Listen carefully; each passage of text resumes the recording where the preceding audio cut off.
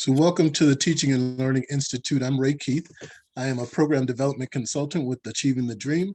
And today you're joining us for the Paradigm Shift, What Happens When Taking an Equity-Minded Approach to Teaching and Learning session.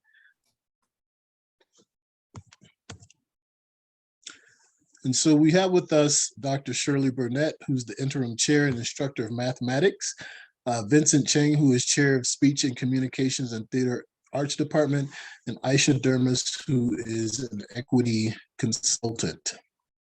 And so we want to welcome you here today. And our session today will be really about learning from these equity-minded faculty members who have successfully implemented culturally responsive teaching practices, tools, and strategies that have led to student success, student improvement, closing equity gaps, and increasing student engagement in their courses. These presenters will share their experience in developing course curriculum. My apologies, folks. I need to be recording.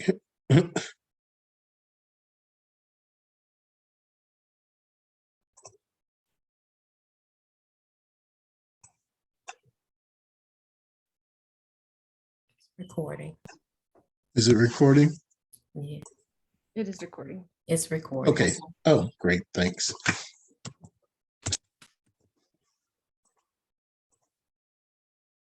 And so again, our presenters will be sharing their experience as they develop course curriculum assignments and content that validate, affirm, and embrace the diverse perspectives, lived experiences, and cultures of the students that they serve.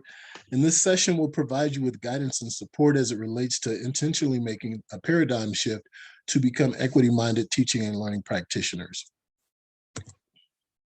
So our objectives for this day is to recognize and identify culturally responsive teaching practices, tools, and strategies that lead to student success, engagement, and improved outcomes, taking an equity-minded approach to teaching and learning, and being able to create course curriculum assignments and content that validate, affirm, and embrace the diverse perspectives and lived experiences and cultures of students at your institutions, and then taking steps to intentionally make a paradigm shift to become equity-minded practitioners. And so our first presenter is Dr. Shirley Burnett, who is at the University College at Jackson State University. In her position, her sole responsibility is to develop and implement best practices in developmental and intermediate courses. She holds a doctoral degree in education, educational leadership with specialization in curriculum and instruction, and a specialist in education and administration and supervision. Aisha Dermis serves as an additional language instructor at the University of Colorado. She started her career in ESL, teaching straight out of college 15 years ago, and has held several positions in her career, including English chair, drama teacher, instructional coach, and academic content specialist at both public, private, and higher education institutions. And then Vincent Cheng is a full professor, former deputy chair, former communication studies program coordinator, and current chair of the Speech Communication and Theater Arts Department at the Borough Community College of Manhattan. And so we're going to jump into our topic, again, the equity paradigm and making an equity-minded shift to teaching and learning. And so this will be the first topic that we discuss during this session. And so I want to just do some framing and make sure that we all have a common understanding of the terminology that we'll be using in this session. And so we'll start with equity-mindedness. And this is a demonstration of awareness and willingness to address equity issues within institutions, structures, practices, policies, and instruction. This comes from the Center for Urban Education at the University of Southern California. When we think about being equity-minded, this is really about recognizing and being aware, but also being willing to address the inequities within our institutions.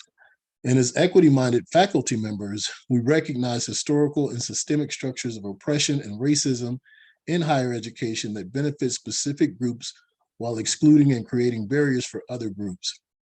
And so equity-minded faculty and instructors counter the narrative that places the onus of the equitable outcomes on the student, their communities, academic abilities, and their K-12 educational experiences. And to move towards a systemic transformation, equity-minded agents not only recognize, but act upon disrupting and dismantling the status quo of higher education. And so I'm going to turn it over to our colleague, Aisha Dermis. who's going to frame culturally responsive teaching and learning for us. Thank you, Ray. Thank you so much. So as you stated, Hugo Vasquez of National Equity Project talks about the change, especially change in education, and states that if we are if we are willing to change a system, we as individuals and educators first have to see what the system is producing, and then we have to engage with others, our colleagues, our institutions, to design something different. And then finally, we have to act, right? And Dr. Stella Benson of California Center for Urban Education at UCLA sees Equity Walk as a journey that is research and data informed, and as an anti-racist project that requires inquiry to action-based visionary. So as educators, practitioners who center equity-mindedness in their practices, we need to continuously examine what barriers and inequities the systems might be creating for especially historically marginalized students in our classes and our campuses, and intentionally design culturally responsive, affirming and sustaining places and spaces where students bring their authentic selves and their prior knowledge and current expertise to contribute to the community of learners that we co-create with them. Dr. David Kirkland changes the statement that we might have heard, creating schools that our students deserve, into creating schools that deserve our students. I think this is a very fundamental understanding of the paradigm shift that we are about to talk more about, to embed strength-based approach in our practices and cultures that we create in the classes. So this is also a shift for onus to be on us rather than the students, right? So this is where culturally responsive teaching with equity-minded lens is helping us to understand how it feels and looks like in practice when the equity is the outcome or the goal, and because it is student-centered and teaches to and through the strengths of our students holistically, as Dr. Geneva Gay states. So this paradigm shift stems from cultural responsive and sustaining teaching and caring. So in this vision, according to NYU Equity Center, students are prepared for rigor and independent learning. Students see themselves as contributing members of an academically rigorous, intellectually challenging school and classroom community. Students know that they have the ability to use critical reasoning and culturally responsive brain rules. Students are self-motivated, setting and revising academics and personal goals to drive their own learning and growth. So this shift entails us educators, practitioners, pursue spaces and places that our students can put a critical lens through which they challenge inequities in the systems of access, power, and privilege, and who are sociopolitically conscious and socioculturally responsive as well. So according to the center description, this environment in which students' diverse way of learning and various aspects of their cultural identities like race, ethnicity, age, gender, sexual orientation, disability, religion, socioeconomic background are affirmed and valued. Students' strengths are recognized and opportunities exist for students to grow and learn. So in this shift, practices, strategies, curricula, and so on reflect, honor, value, and center various identity perspectives as assets in policies and practices. In Zaretta Hammond's words, we need to reimagine the student-teacher relationship as a partnership in this environment, that students are co-constructing knowledge, co-designing the curriculum, contributing the content with their wisdom. In this culturally responsive classes, the students have active ownership of their learning through project-based teaching, problem-solving tasks, and storytelling, and their cultural perspective and ways of meaning-making.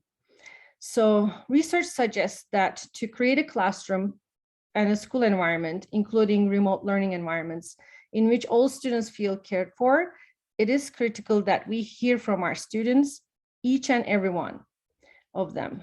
In these classes, knowing and understanding students at the center of the learning is prioritized, and it turns students' lived experiences personal interests and strengths into opportunities for academic purposes and success. So practitioners understand that what their students' dreams are and what they're striving to be, and seek to support with what students want and need to develop. So practitioners seek to know what students' strengths and assets are, and to act relevantly and responsibly to facilitate students' further growth and development. So now I would like to turn to my colleagues Shirley and Vincent for further conversation on the paradigm shift.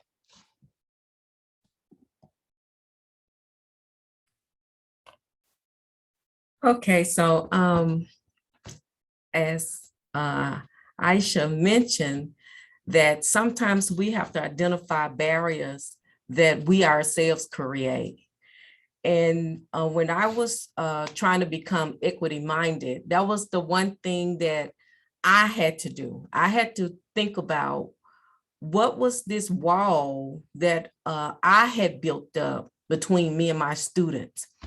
And that wall was my focus on, I need to get this content to these students as soon as possible. So I would try to use that first day. My first day, I want to set the tone. I want them to know that when you come to this class, we're going to be doing work. We're going to have lecture. We're going to be doing everything to try to make sure that the content is being presented. So when I was becoming equity-minded, there was two things that I had to do. I first had to make the shift from being just focused on the content to being focused on building the community with my students. It really broke down that barrier between my students and I. The students, on that first day of class, where was the focus was, let's start so they'll know that we're going to be doing content every day in this class. So I just kind of relaxed, and I gave students an opportunity to really introduce themselves to me. I'll let them use videos if they had a picture of themselves out, and I'll let them talk about the picture, why it was so important to them, you know. And what that did was it broke down that barrier. Now that it showed that I want to know you. And then at the same time, I usually did not allow my students to get to know me personally. I would give them just a little bit of me, and, you know, not too much, because I don't want you to get too close to me. But that relationship is so important to this current generation of students. They like that social element. So I would give them, just like I allow them to do pictures and videos, I would also show and share with them videos of me or pictures of me doing things outside of the educational arena. And then I also had to shift from everything being instructor-led to making it being a learning partnership. So in addition to me setting that tone on the first day, a part of what I would do in this capacity, I would give students the opportunity to start building, setting a tone that they're going to be taking an active role in the practices that occur in this classroom. Is three things that I always start off with. I ask them what they hate for a math teacher to do. What is their preference? How do they prefer to learn math? And so that allows them to open up, to let them know that whatever instructional preference that's important to you, I'm going to try to embrace it. And then I also ask them to give some feedback on how they would like to use the cell phones inside of the classroom, as well as how we're going to handle tardiness. So these things help me to make the shift from being content focused to building community, and also from being just everything is what I want or my rules, to helping the learners understand that this is a learning partnership. Vincent, did you have anything you want to add? Well, I enjoy the process of building the community with my students, and I also try to do this right, sort of set the tone on the first day of class. And I do have something that I would like to share in more detail, but I would do that right after the next slide. So thank you for the sort of giving me that transition to the next slide.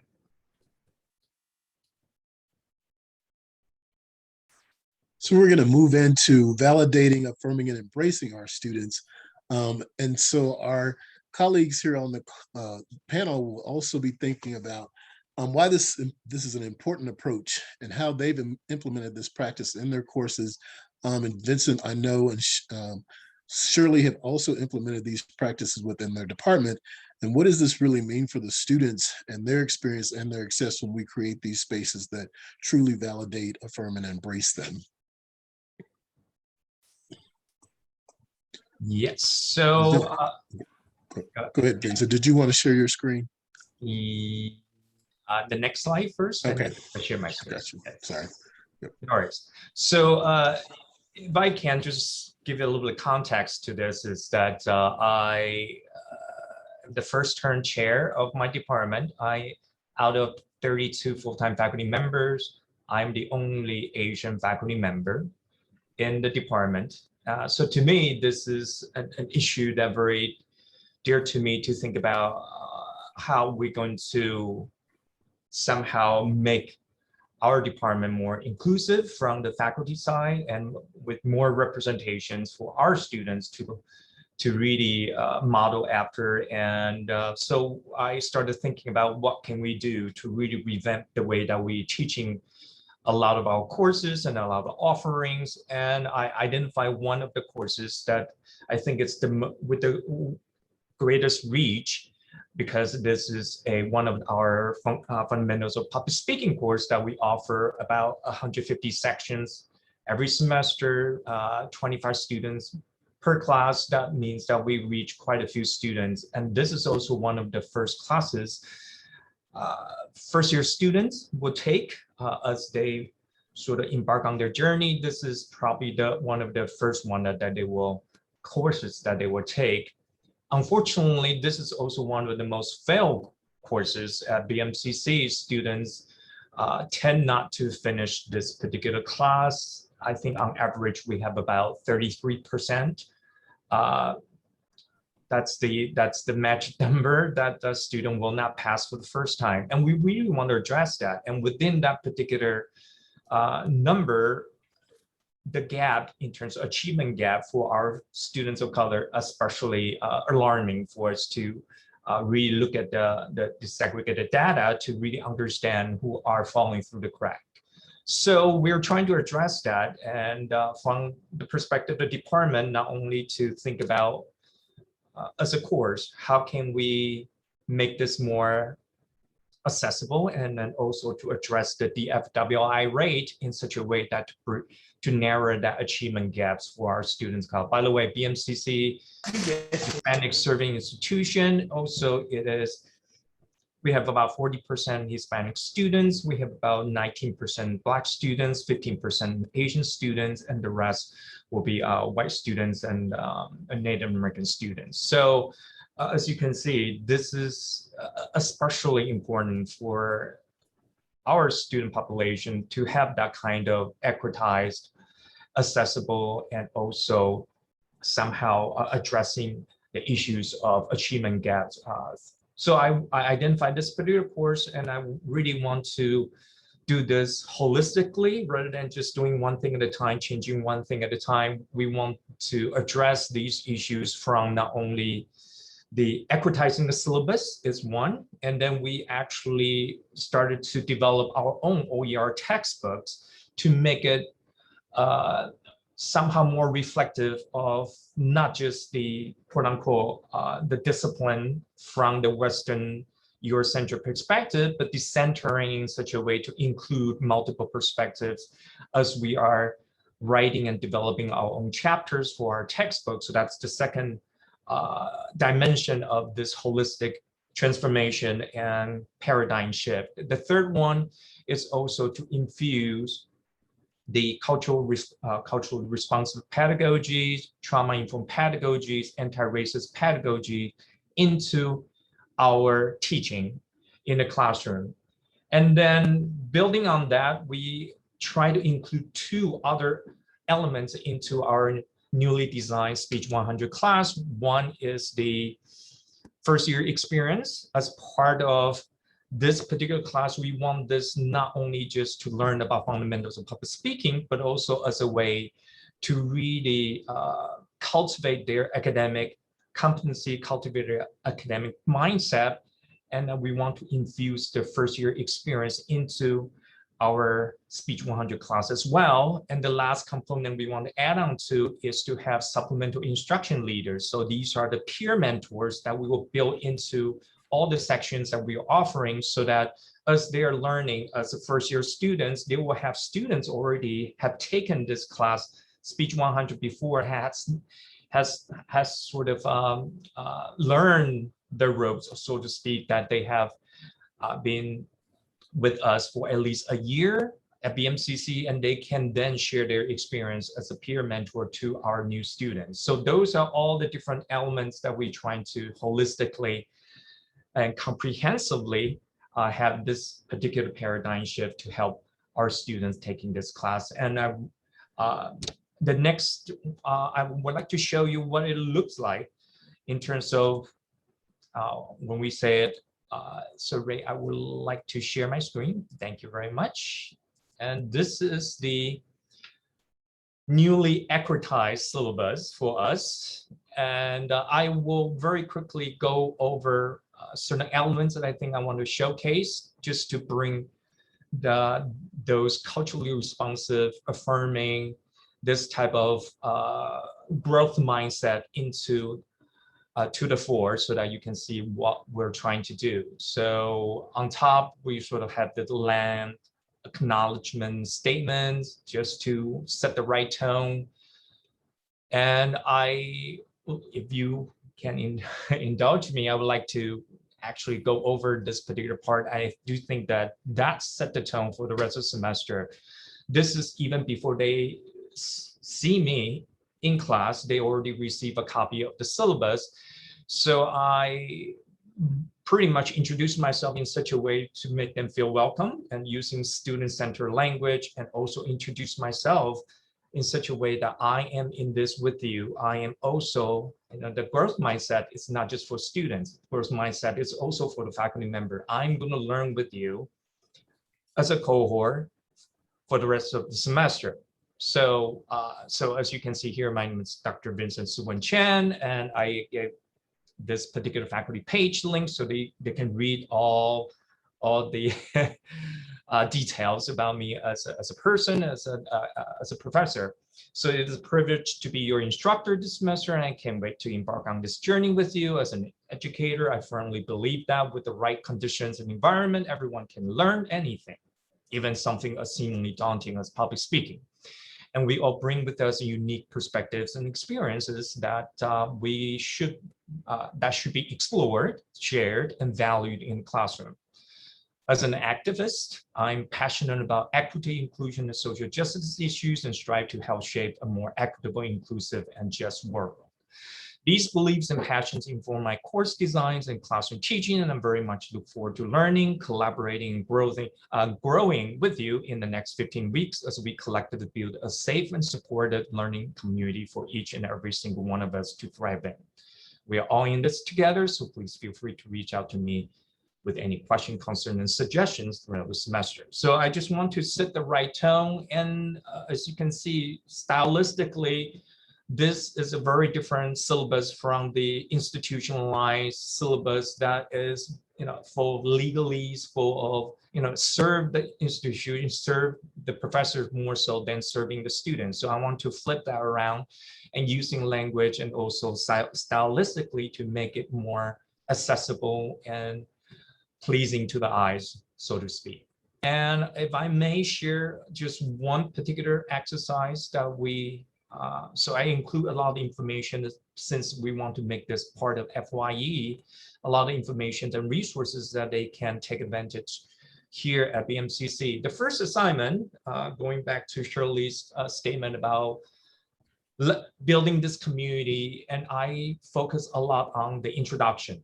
And the introduction for me, talking about who am I in such a way that would very, very specifically prompted introduction questions that they can pick and choose, but still very much guided. And I focus on 4 different areas. One will be about their names, one about their identities, one will be about their values, and one will be about their goals.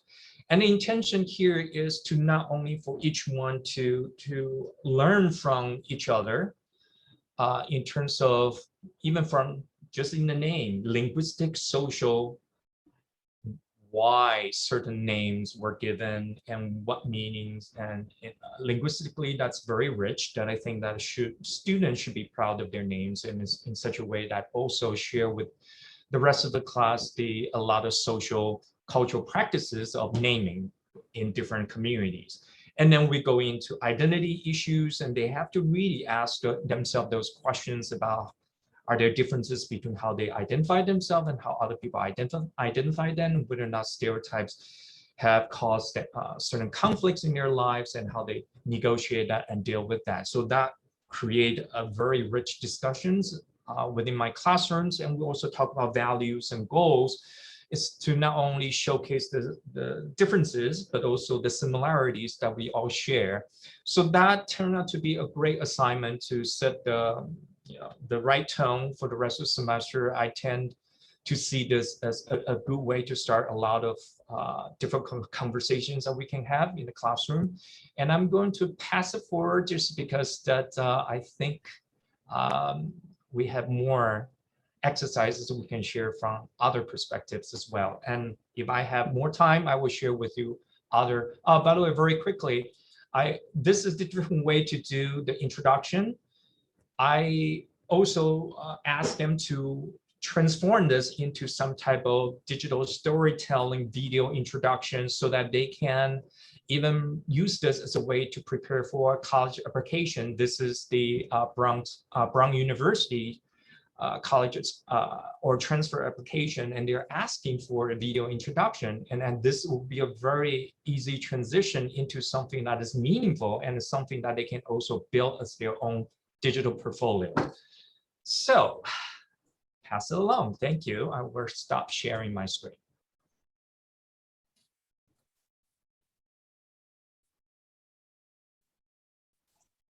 Thanks, Vincent, for sharing those wonderful practices that you've incorporated that really truly center and validate your students.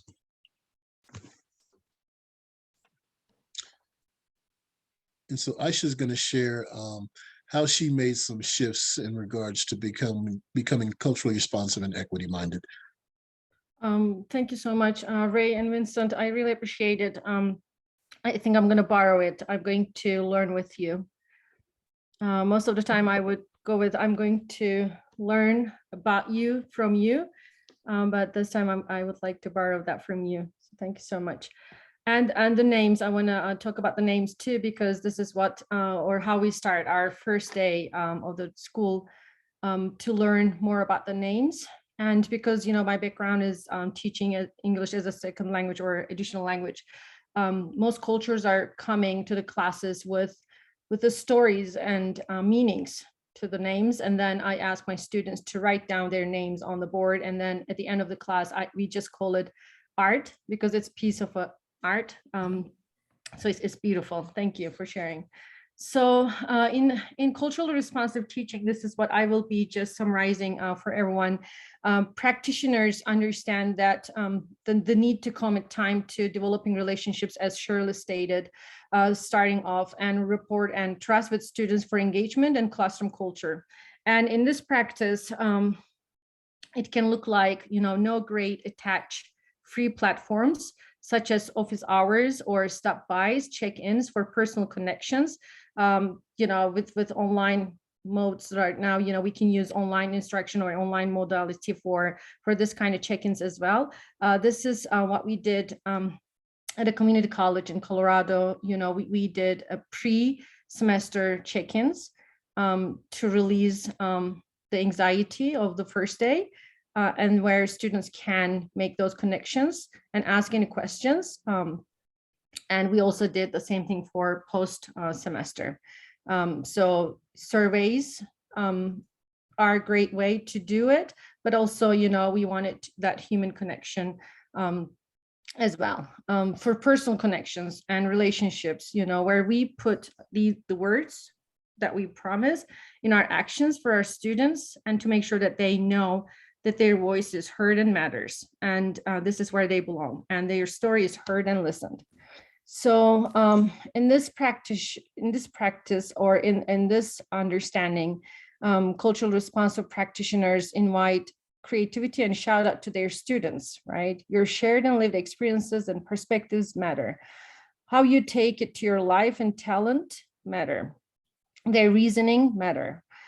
These educators are willing to learn from and now with their students. They allow their students, teach them their reasoning through group work, that every student shares their reasoning on a posed question or a situation, and or share how they have learned about this so far. So this is more about opening up conversation for learning processes and how the brain retains the knowledge for each individual. Then they let their students to be the teachers, right? They have them prepare study guides for their peers, have them brainstorm in a progressive way, let them prepare not only the questions, but also the answer key for the assessment, for any assessment. Have them prepare interview questions for an author of a piece of reading or a reader that you have for that class for analytic thinking, and have conversations on cultural equivalence of concepts. They create opportunities for their students to become experts in the field, to present it to their audience in a way that an expert can do, or switch the idea to choosing the audience for this kind of presentation of knowledge to specific audience or specific question, like an expert. And then finally, they build partnerships, as Shirley stated, by using cultural responsive strategies such as countering the narrative. This is the concept through stories or poetry, leading a discussion on how the poem or story's images contrast with the way that students' cultures depicted in the mainstream media, right? So they set up a narrative redesign task, a collaborative writing exercise. It could be a poster making, could be, as Vincent shared, it could be an online story platform where they can produce a counter narrative, right? And they can also work on academic mindset components that I will be tapping into in another slide. And these educators, these cultural responsive educators know how to differentiate, right? They ignite, they get the brain's attention into chunks and make it digestible and chewable. So they create spaces for active processing of new information and review, spaces for practice with the new knowledge. And they learn about their students' success and they build on this. Here I'm going to pause to give the stage to Shirley. Real quick, Aisha, do you mind sharing the image here? This is a passive campaign that we did at a community college in Aurora, in Colorado, and really begin to think about, as we think about this paradigm shift, what are building those relationships. And we frame this as love in the classroom, and actually provided some professional development around that and what that looks like in the classroom. But with this campaign, we had large whiteboards across a particular college on both campuses, and provided opportunities for students just to answer this question: how do you want your teacher to show you love? And so maybe Aisha, you can share more about that. I think, Ray, you shared the content. Great. So this was not only the boards, but also some faculty joined us, and they generously shared the survey with the students, and students shared their ideas and how they feel about love in the classroom, what it means for them, and how it cultivates, I think, their skills, and how it is creating more authentic places and spaces for them to learn and contribute. And this is part of Dr. Luke Wood's work as well. And so we just thought this would be a great way to engage students, to empower students, and to validate who they are in the spaces in higher education. Thank you.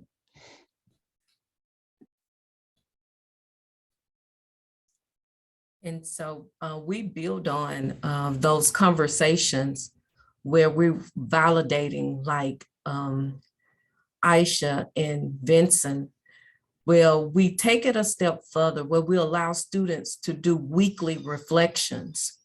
And in these weekly reflections, we're just trying to hear their experiences and how we can improve upon the things that is relevant to them.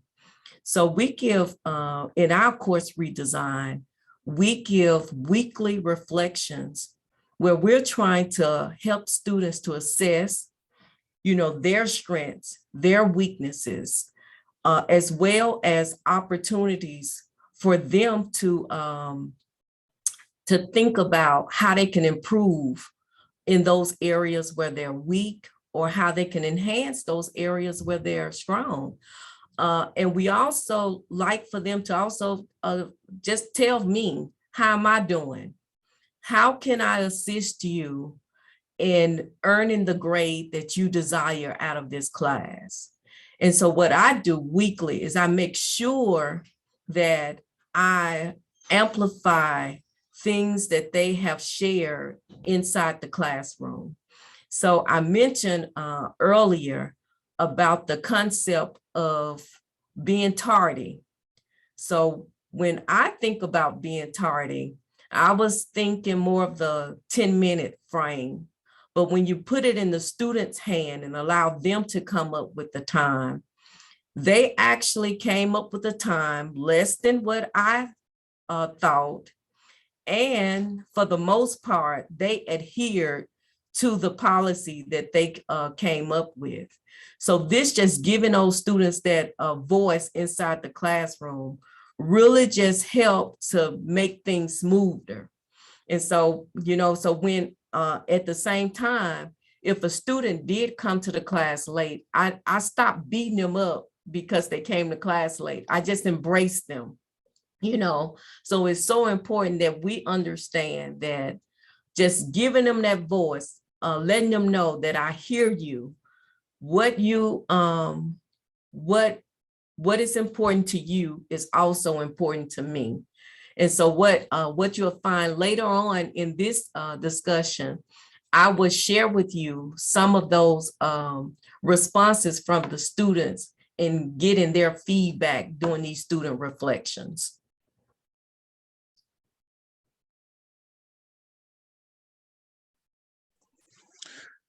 So now we'll move into diverse cultures, perspectives, and lived experiences, and how this relates to the paradigm shift in course content, curriculum, and assignments and teaching practices. And on the slide, you'll see that there's 4 steps here: inviting students to define their own learning space, encouraging students to connect with the shared why, affirming students' autonomy and ability, and empowering them to be leaders, and then centering engagement on student voice and student choice. And so I'll turn it over to Dr. Burnett. So one of the things, another thing that we do to try to steer toward the collectivism is that we do an authentic project. And with this authentic project, we allow students to make a comparison between living on a minimum wages versus living on and with this authentic assessment, there is so much that we can do or that we can embrace about the student. At the first, the authentic assessment helped them to see how the content is relevant to them. So one thing that I always try to do, especially I teach math. So math is usually a challenge to many students. And so I always try to make sure that I help them to see how the math that they're learning apply to them every day. So I try to make it relevant to them, like, you know, with the reflections and getting to know them, I always can come up with ways that I can show them how this is applicable in their world. And so, and then it helps them to start working as a group. We use this where we break the assignment up into 4 parts, and each part has a group discussion tied to it. And so what we try to do for each group, we don't keep them in the same group. We switch up the groups every time. So every time they having to learn the people or the students that's in their group. So it constantly rotates, and everyone, I mean, the classroom is just vibrant because everybody is getting to know each other. They're trying to see how the lifestyle in their household, in their culture, it's just a very vibrant environment. And I know it's refreshing for Mav to see these people interacting, talking. I'm just like, oh my gosh, I'm talking to them. They're talking to me. So it's just a breath of fresh air from what I'm used to, where the students are just, I'm talking to them and no response. But with this shift, everyone is active, everyone is involved.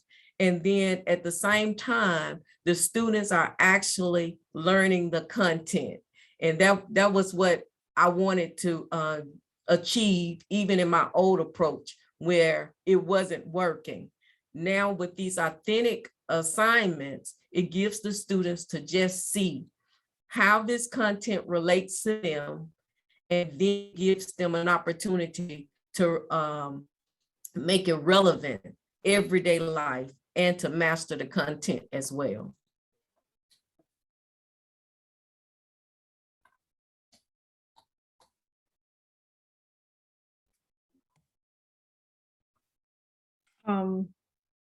Thank you, Shirley. I'm taking notes. Sorry for diving in late. So culturally responsive teaching, as you stated, aims to support students to take greater ownership of their learning, while providing feedback and reflection of students believing themselves as learners. And cultivating an academic mindset is effective for engagement and participation, as Shirley provided an example, a great example for. So in this academic or cultural responsive academic mindset, students should be able to say that I can succeed at this, right? Students believe they're good at particular kind of task, field of study, and they know their ability and competence grow with their effort. So this is culturally responsive interpretation of growth mindset as taking academic challenges as opportunities to learn and develop brain power. And then in this academic mindset, they feel belong to this academic community, just like Shirley's students. There's a strong sense of academic belonging where students see themselves as members of not only a social community, but an intellectual community, right? Through affirming conversations about their skill sets and expertise, sociocultural conversations about their well-being and learning processes, and group work, yes, even when taking a test maybe, and validation of their intellectual contributions and contributions of their people to the community wisdom. So they also have to be able to say, this work has value for me. We have to intentionally choose academic tasks and topics that connect students' lives, future and educational pursuits and current interests to whatever is being done in a classroom. Success, Ray, can you go back to, yeah, thank you. Success analysis is one thing that I wanted to share. Another strategy that is adapted from Zaretta Hammond from her book called Cultural Responsive Teaching and Brain, that sees student expertise and prior knowledge as an asset and strength. So a procedure is having students reflect on and write a short description on the best learning move or completed project they're most proud of within the last grading period with guiding questions. of what this work made different from other experiences that the students went through. So the students are asked to design a success award for themselves and explain why, and also tell us how they will take this experience to help them for their future successes. They will tell us about how they will transfer some skills to the future goals. So they reflect on their success and present their awards for their groups and answer some follow-up questions that their friends might pose. So what you're seeing is some of these success award projects and what the students had to come up with. It's a scaffolded project. Students are asked to recall on one of their successes and share with everyone. So while these are happening, as Shirley stated, it was such a vibrant environment for our students, and everybody was involved and active. And we talk about goals and what inspires us. And this brought previous knowledge, authentic selves, lived experiences, and authentic expressions of knowledge to the stage. And it was about hope, love, joy, and wellness, just like education should be about healing and wholeness as well, right? So this is about empowerment, liberation, and renewing the vitality of life, we can say, according to research and with the bell hooks wonderful words. It's about finding and claiming ourselves in our place in the world, right? So at a critical conversation with my colleagues, I was posed a question about what I would want to take with me from this whole online instruction era. And it made me reflect on how I could modify my whole planning process in order to make it more humanizing, equitable, and responsive. So I refused the idea of words versus actions. And I shifted, actions versus words to actions hands in hand with words, or words are hand in hand with actions. So I examined the language in my syllabus, the content, instruction, assignments, and assessment to create spaces that students can build on their skills, expertise, and cultural wealth, and places where they could co-construct knowledge, build memories, and become part of this community. With bell hooks words, once again, a beloved community is formed not by the eradication of difference, but by its affirmation, by each of us claiming the identities and cultural legacies that shape who we are and how we live in the world. So then I created these intentional spaces where we redefine things together, what community means for us, success means for us, what are our goals, what failure or fears we hold, or what the expectations are from the content, from the teacher, and from the institution. And we built the community on these with an open and transparent sociocultural conversations. Adapting equity-minded lens to look into the content, activities, each component of each class environment and experience and piece of it. So what I did, if it's not teaching, if it's not joyful, not informative, not serving the learning, and not centering my students' authentic beings, I didn't do it anymore. I didn't include them anymore. So my core goal would be to make sure that my students know that they not only are welcome in this class or in this space, but also they own it. It belongs to them and they belong here. So thank you. Ray? All right. Thanks. We have about 10 minutes left. And so we want to wrap up and have our panelists talk about what happens when we take an equity-minded approach to teaching and learning and the outcomes that they experienced and their students experienced as they went through this process.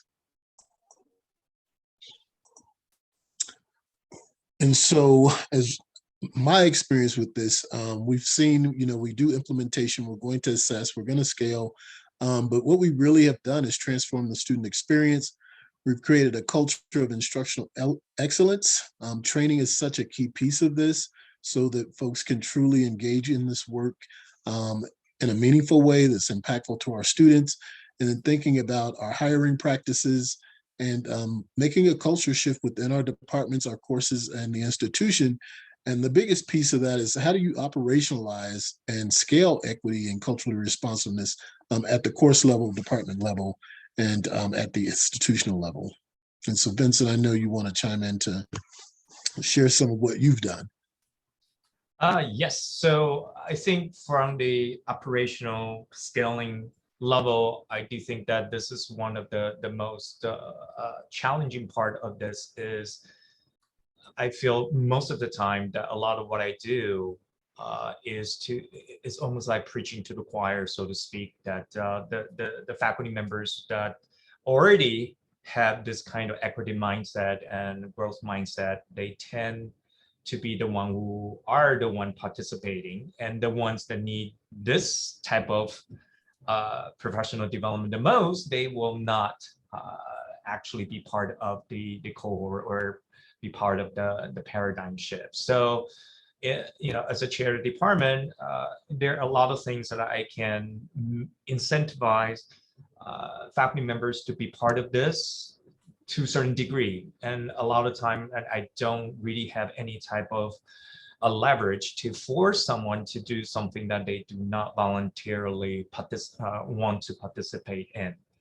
So I think on the one hand, we do the most we can to get faculty buy-ins, to make sure that this is something that the word of mouth will become almost like a movement within the department, that this is what we're doing now, and we will help each other along the way. We share best practices, doing departmental meetings every chance we can, and to really embed that into everything we do, and every decision we make, and every course we offer within the department. So that sort of help in such a way that almost not peer pressuring. So I think that's a negative connotation to it, but this type of that we are doing something together and collaboratively, and sort of as a way to move the department forward.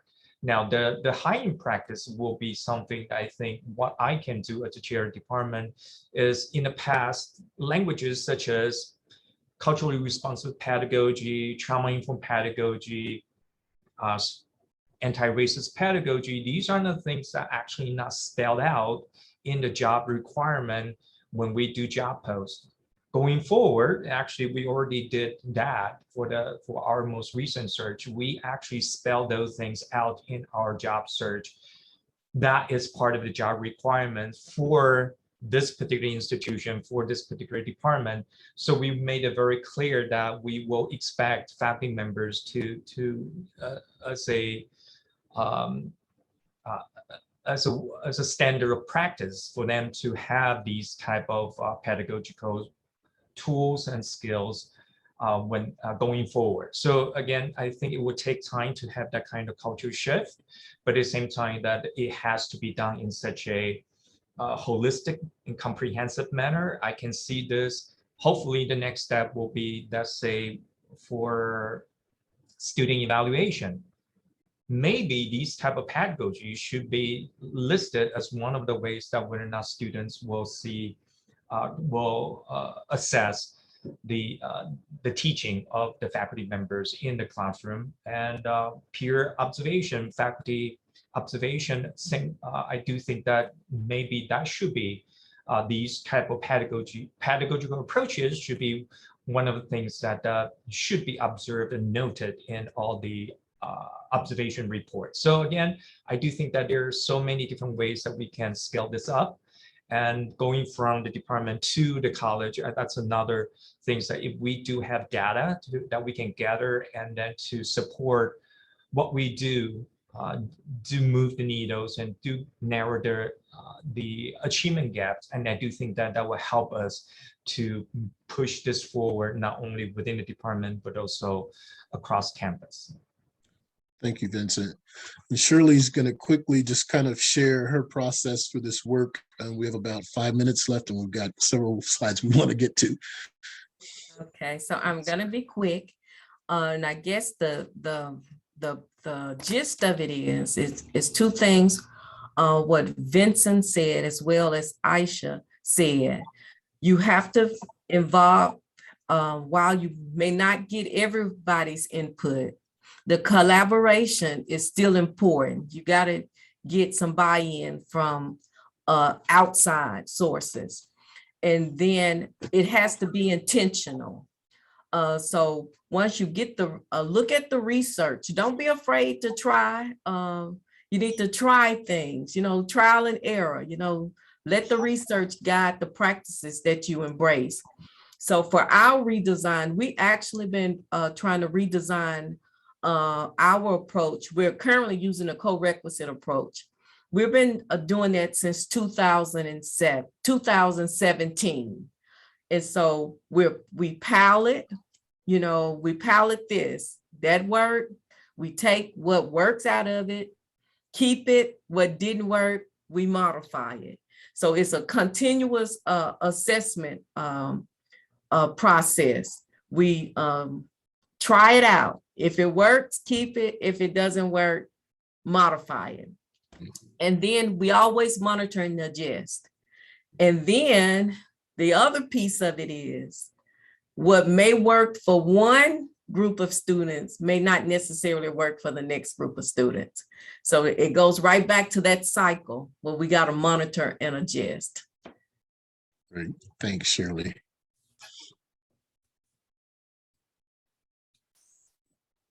So I think what we have done at this community college, which is historically, Hispanic serving institution, minority serving institution, as well as similar to what Vincent and Shirley stated. But I can just tap on, I think, Student Voice Matters and Belongs panel, where we ask our students a couple of questions and they let the conversation for us to better understand their experience. And we also wanted to make a statement that, their voice matters and belongs to, and we listen to our students and define liberatory pedagogy and how it's sustained in a classroom, what it looks like, what it feels like, and what community means for our students, and how these all impact student success when we define education as healing and empowerment and liberation. I would like to, just hand it to you, Ray. Thank you.